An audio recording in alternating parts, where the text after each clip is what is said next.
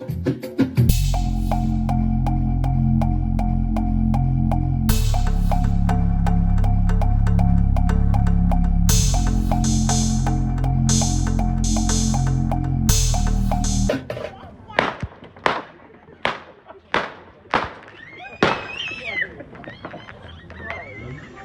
今天怎么想起来给我洗脚啊？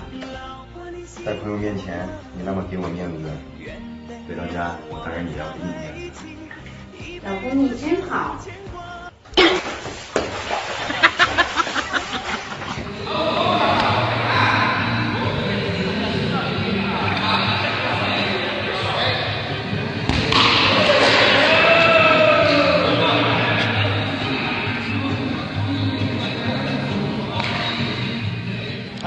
الوحش البشري الكاسر الذي قتل الضحية بدم بارد دون أدنى شعور بالندم.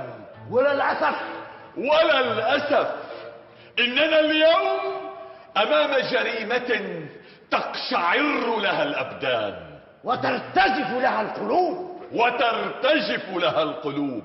ومع ذلك فإنني أطالب عدالتكم بمنح ابن الحرام هذا البراءة، لا لشيء سوى أن أتقاضى أتعابي وعمولتي كاملة دون أي نقصان أو حسم، ولكم حصتكم سيد القاضي. شو نطلب منه؟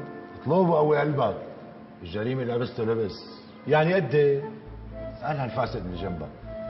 شو قلتها؟ السوق شادد، اطلب 20 مليون ولا تخاف. هيك قلتها؟ يؤجل النطق بالحكم لحين انتهاء البازار مع المحامي. رفعت الجلسة. جهز العملة. شكرا.